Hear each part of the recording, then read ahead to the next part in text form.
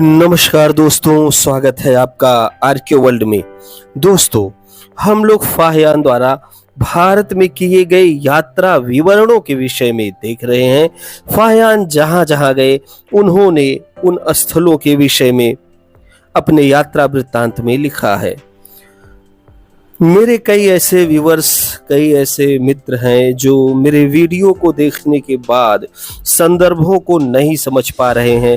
उन्हें भाषा, लिपि और समय काल में संभवतः अंतर नहीं पता है। उन्हें यह नहीं पता है कि कब किस भाषा और लिपि का प्रयोग किया गया था, कौन सी भाषा लिपि सबसे पुरानी है, लिखवाने वाले कौन लोग थे, उन लोगों का इतिहास क्या है, उन लोगों को संभवतः नहीं पता। इसीलिए वो बार बार कमेंट में कुछ भी लिखते चले जा रहे हैं। किसी भी स्थल की बात करें, आप लोग यह समझने का प्रयास करें कि फाहियान कोई 19वीं 20वीं शताब्दी ईस्वी में नहीं भारत आए थे, बल्कि वो चंद्रगुप्त द्वितीय विक्रमादित्य के शासनकाल में, गुप्त राजाओं के शासनकाल में भारत आए थे। और वह समय बहुत पहले है, लगभग 4वीं-5वीं शताब्दी ईस्वी के आसपास की बात है ये, जब फाहियान भारत आते हैं। उस समय के भारत को देख करके उन्होंने लिखा है, और मेरे दोस्त जो मेरे देखने वाले व्यूअर्स हैं, उनको लगता है कि मैं 18वीं 19वीं शताब्दी या 20वीं शताब्दी के किसी लेखक की बात कर रहा हूँ। दोस्तों, इस बात को समझिए, या वह समय है जब भारत का परिदृश्य कुछ और था। यहाँ पर हर जगह बौद्ध स्तूप, बौद्ध संघाराम और बौद्ध मूर्तियां बनाई गई थी। शिल्पकला अपने चरमोत्कर्ष पे थी। शिक्षा के महत्वपूर्ण केंद्र नालंदा, विक्रमशिला, तक्षशिला, तिलहारा, ओदंतपुरी, जगदलपुरी, सोमपुरी, वल्लभी जैसे विश्वविद्यालय हमारे यहाँ शिक्षा देने का कार्य कर रहे थे। और अधिकतर स्थानों पर महायान, तंत्रयान, वज्रयान, मंत्रयान जैसे बौद्ध शाखाओं की शिक्षा दी जाती थी। इसलिए आपको पहले इतिहास अच्छे से समझ लेना चाहिए, प्रमाणों को समझ लेना चाहिए, बुद्ध बोधिसत्वों में अंतर समझ लेना चाहिए, और भारत के कोने कोने से जो उत्खनन का इतिहास निकल रहा है उसके विषय में जानने के पश्चात ही मुझे कुछ बोलना चाहिए। विशेष रूप से जो मेरे दक्षिण पंथ के इतिहास को मानने वाले मित्र हैं, वो कुछ ज्यादा ही उतावले हो जाते हैं और मुझे कुछ भी लिखते चले जाते हैं। आप लोगों को पहले अध्ययन करना चाहिए, फिर आकर के तर्कपूर्ण ढंग से मेरी बातों का जवाब देना चाहिए। कमेंट करना बहुत अच्छी बात है, आप सभी बहुत अच्छे हैं, लेकिन भाषा और शैली पर विशेष ध्यान दें। अगर करना है तो आलोचना करें, बुराई ना करें। फाहियान के द्वारा किए गए यात्रा विवरणों में से आज हम लोग एक महत्वपूर्ण स्थल की चर्चा करेंगे जो अपने समय में बहुत ही प्रसिद्ध था, जहां की आम्रपाली, जिनको नगर बधू भी कहा जाता था, उनके चर्चे संपूर्ण मगध वज्जी संघ में दिखाई देते हैं। और उस स्थान का नाम है वैशाली। आज हम जिसकी चर्चा करेंगे, फाहियान ने क्या क्या वैशाली में देखा, इस विषय में जानने के लिए एक बार पुनः आप लोग मेरे साथ बने रहिए वीडियो के अंत तक। पुस्तक का नाम आप सभी को पता है, बुद्ध की तलाश में चीनी बौद्ध यात्री फाहियान की भारत यात्रा। इसके लेखक स्वयं फाहियान है। आप समझिए कि इस पुस्तक को लिखने वाले स्वयं फाहियान है। अनुवाद किया है जगन मोहन वर्मा ने, संपादन किया है शांति स्वरूप बौद्ध ने, और प्राकथन लिखा है डॉक्टर राजेंद्र प्रसाद सिंह ने, जो कि एक सुप्रसिद्ध भाषा वैज्ञानिक और इतिहासकार हैं। इन बातों को यदि हमारे दक्षिणपंथी विद्वान समझ जाएं, दक्षिण पंथ को मानने वाले हमारे व्यूअर्स समझ जाएं, तो वो यह समझ सकते हैं कि यह पुस्तक आज की नहीं है, बल्कि ये अनुवाद करके हिंदी में आज लिखा गया है। संदर्भ इसके चंद्रगुप्त द्वितीय विक्रमादित्य के समय के हैं। तो डॉक्टर राजेंद्र प्रसाद सिंह से किसी को व्यक्तिगत समस्या हो सकती है, लेकिन यहाँ डॉक्टर राजेंद्र प्रसाद सिंह ने केवल प्राकथन लिखा है, ना कि पुस्तक लिखा है। इसी तरीके से शांति स्वरूप बौद्ध, जिनके पीछे बौद्ध लगा है, इनसे लोगों को समस्या हो सकती है, लेकिन शांति स्वरूप बौद्ध जी जो है, इन्होंने सिर्फ संपादन किया है, अनुवाद किया है। एक दक्षिणपंथी विद्वान जिनका नाम है जगन मोहन वर्मा, उन्होंने लिखा है फाहियान ने। तो ये ऐसा नहीं है कि राजेंद्र प्रसाद सिंह की किताब है या शांति स्वरूप बौद्ध की किताब है, ये किताब फाहियान की है। यह बात अलग की है कि चीनी भाषा से इसको इंग्लिश में अनुवाद किया गया और इंग्लिश से हिंदी में अनुवाद किया जगन मोहन वर्मा जी ने। फाहियान ने लगभग 399 ईस्वी से 414 ईस्वी के मध्य चंद्रगुप्त द्वितीय विक्रमादित्य के शासनकाल में भारत की यात्रा की थी। यह परिमार्जित संस्करण है। ये फाहियान का एक स्टैचू है जिसमें फाहियान हाथ में दंड लेकर के और खड़े हुए दिखाई दे रहे हैं। पुस्तक के 25वें खंड में वैशाली के विषय में फाहियान बताते हैं, जो कि पृष्ठ संख्या 121 पर वर्णित है। फाहियान बताते हैं, यहाँ से पूर्वी दिशा में 10 योजन चलकर वैशाली जनपद में पहुंचते हैं। तो कहां से ये चल रहे हैं? तथागत का जहां पर निर्वाण हुआ था, कुशीनारा क्षेत्र से चल करके फाहियान वैशाली की तरफ बढ़ते हैं और लगभग 10 योजन चलने के पश्चात वे वैशाली पहुंच जाते हैं। वैशाली नगर के उत्तर में एक महावन कूटागार विहार है, भगवान बुद्ध का निवास स्थान अब तक वैसा ही है। वैशाली जाकर उन्होंने देखा कि नगर के उत्तर में एक महावन कूटागार विहार है, जहां पे तथागत बुद्ध निवास किए थे और वह स्थान अब तक वैसा ही दिखाई दे रहा है। नगर के दक्षिण में 3 लीपर अम्बपाली गणिका का बाग है, जिसे उसने भगवान बुद्ध को उपहार स्वरूप दान में दिया था कि वे उसमें रहें। तो आम्रपाली के विषय में मैंने थोड़ी सी चर्चा अभी की थी। आम्रपाली को एक गणिका या नगर वधु भी माना जाता है। चतुर्सेन शास्त्री नाम के एक विद्वान है, जिन्होंने वैशाली की नगर वधु करके एक पुस्तक लिखा है। उसमें आम्रपाली के विषय में उन्होंने बताया है। तो आम्रपाली तथागत बुद्ध के लिए उपहार स्वरूप एक संघाराम बनवाती है और वह संघाराम एक बाग में बनाया जाता है, जिसे वे तथागत को दान में दे देती हैं। भगवान बुद्ध महापरिनिर्वाण के लिए जब सब शिष्यों सहित वैशाली नगर के पश्चिम द्वार से निकले, तो दाहिनी ओर वैशाली नगर को देखकर शिष्यों से कहा, मतलब भिक्षुओं से कहा, यह मेरी अंतिम विदा है। पीछे लोगों ने वह धम्म स्तूप बनवाया। तो तथागत वहां रह रहे थे, वर्षावास व्यतीत कर रहे थे और अपने भिक्षुओं को बताया कि संभवतः यह मेरी अंतिम यात्रा होगी। और पीछे चल करके लोगों ने वहां धम्म स्तूप का निर्माण करवाया। वैशाली में आप जब जाते हैं तो कई महत्वपूर्ण स्थल आपको देखने को मिलते हैं। बाखरा गांव के समीप में एक स्तंभ, कोल्हुआ स्तंभ आपको दिखाई देता है। वहां पर एक स्तूप और बहुत सारे मनौती स्तूप दिखाई देते हैं। एक विशाल स्तूप है, उसके बगल में एक तालाब है। तालाब से आगे जाने पर वह स्थान पड़ता है जहां कहा जाता है कि तथागत रहा करते थे और बगल में ही बौद्ध भिक्षुणियों का भी महाविहार प्राप्त हुआ है वैशाली से। ये समस्त साक्ष्य उत्खनित करके वहीं पर एक पुरातात्विक संग्रहालय बनाकर संग्रहित कर दिए गए हैं। आप जाकर उस संग्रहालय की वस्तुओं में समस्त पुरा अवशेषों को देख सकते हैं।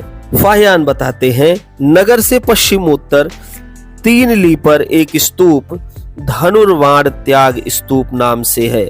तो अब इस धनुर्वाण त्याग स्तूप के विषय में जो जनश्रुतियां हैं, इतिहास नहीं है, कहानियां हैं, जातक कथाएं हैं, सिर्फ नैतिक शिक्षा देने के लिए लिखी गई थी और उसको आधार मान करके वहां के स्थानीय लोग फाहियान को बताते हैं कि धनुर्वाण त्याग स्तूप का नाम धनुर्वाण त्याग क्यों पड़ा। इसमें कोई ऐसी सत्यता नहीं है, यह सिर्फ एक जातक कथा और कहानी है। तो कृपया इसका श्रवण जातक कथा या एक कहानी के रूप में करें, इतिहास के रूप में नहीं। इसका नाम पड़ने का कारण यह है कि पूर्व काल में गंगा के किनारे एक जनपद का राजा था।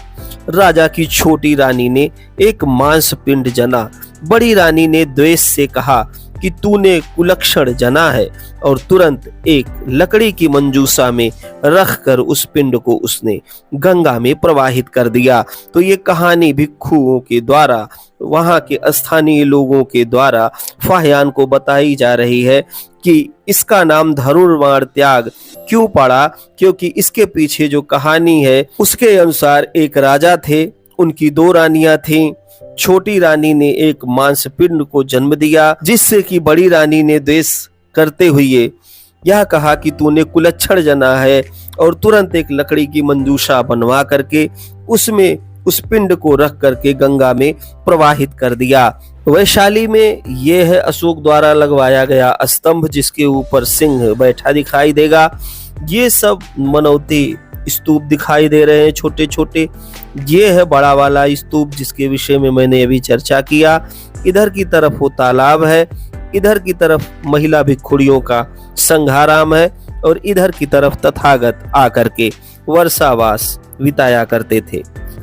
यहाँ के तालाब का नाम पुष्करणी बताया जाता है। तो वहीं पर एक किसी जनपद का राजा सैर करने के लिए निकलता है। पानी में उसने लकड़ी की मंजूषा देखी, तो जो पानी में मंजूषा प्रवाहित कर दी गई थी उसको एक राजा देखते हैं। खोला तो देखा उसमें 1 सहस्त्र लड़के भरे पूरे न्यारे न्यारे हैं।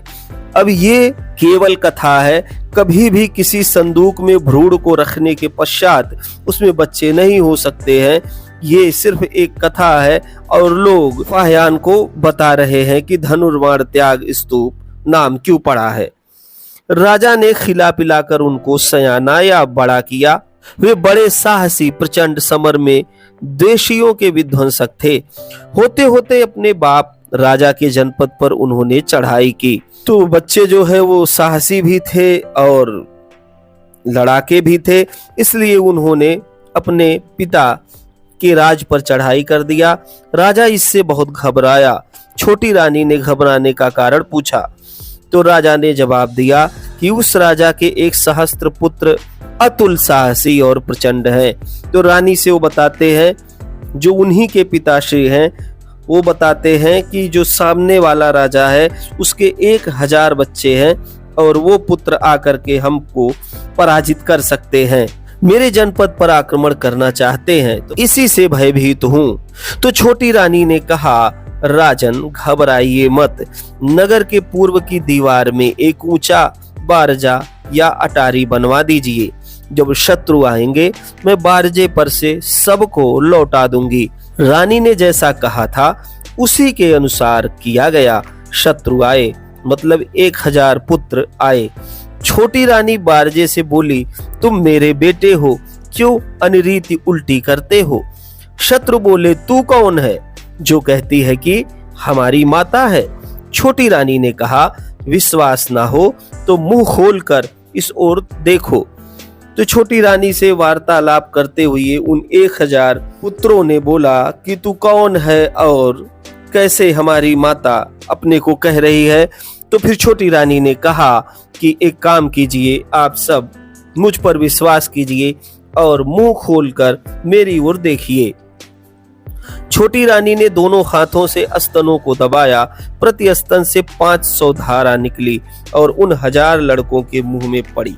शत्रु जान गए यह हमारी माता है और उन्होंने धनुष बाण डाल दिया। तो इस तरीके से जब धनुष बाण डाल दिया गया तो उस स्थान का नाम ही धनुष त्याग करके पड़ गया और बाद में वहां पर धनुर्वाण त्याग नाम से एक स्तूप का निर्माण करवाया गया।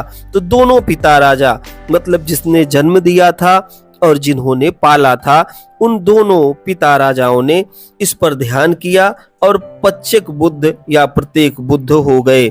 मतलब कि धम्म का अनुसरण करते हुए वो दोनों पिता राजा पच्चेक बुद्ध या प्रत्येक बुद्ध हो गए।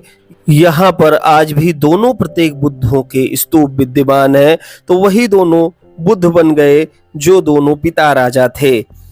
पीछे जब भगवान ने बोधि प्राप्त कर शिष्यों, यहाँ भिक्षुओं चाहिए, भिक्षुओं को इस धनुर्वाण त्याग विहार स्थान के बारे में बताया, तब लोगों ने इस स्थान को जाना और धम्म स्तूप बनाकर यह नाम धरा।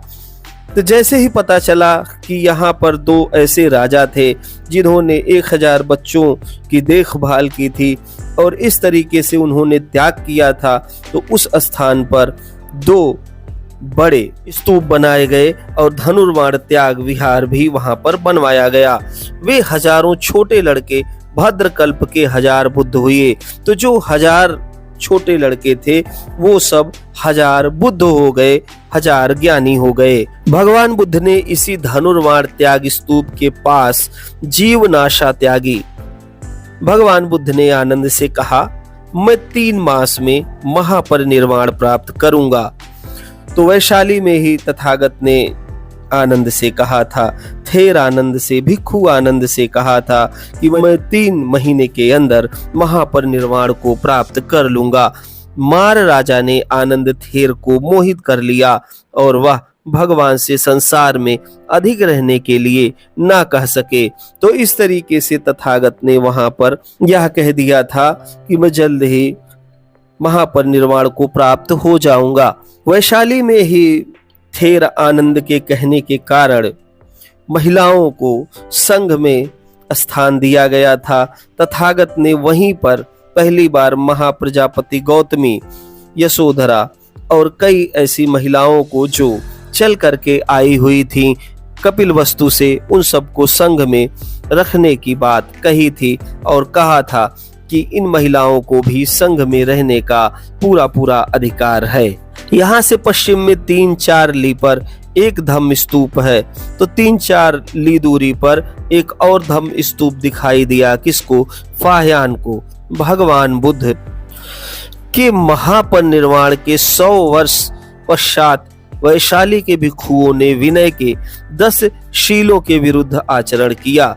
यह कहा कि यह भगवान बुद्ध के वचनानुसार ही है। इस पर सब अरहत और शीलवान 700 भिक्षुओं ने मिलकर त्रिपिटक के ग्रंथों का पारायण किया और मिलान बैठाया। इसके पश्चात लोगों ने इस स्थान पर धम्म स्तूप बनवा दिया, वह अब तक विद्यमान है। इस तरीके से फाह्यान जब वैशाली गए हुए थे तो उन्होंने वहां पर धनुर्वाण त्याग विहार देखा, 2 बड़े स्तूप देखे। थोड़ी दूरी पर आगे चलने के पश्चात उन्होंने एक और धम्म स्तूप देखा। ये संभवतः वही धम्म स्तूप होगा जो आज वहां पर विद्यमान दिखाई देता है। इसके अतिरिक्त जो संघाराम था वो जीवंत था और वहां पर ही तथागत जाकर के वर्षावास बिताया करते थे।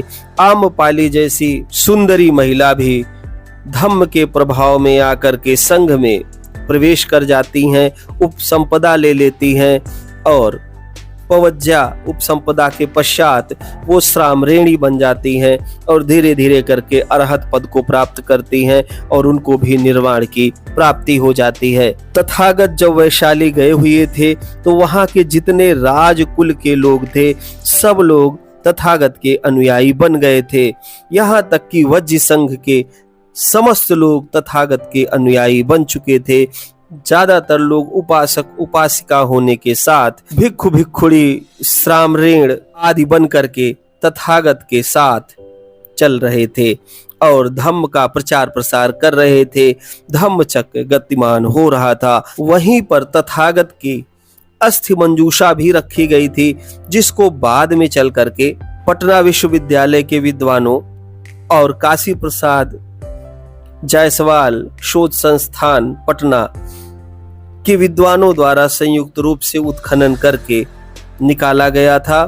वहां से भस्मावशेष मिले थे, जिससे यह पता चला जब तथागत के अस्थि अवशेषों को कई भागों में बांटा गया था, तो उसका एक भाग वैशाली के लिच्छवी भी लेकर के आए थे, जिन्होंने एक भव्य स्तूप का निर्माण करवाया था।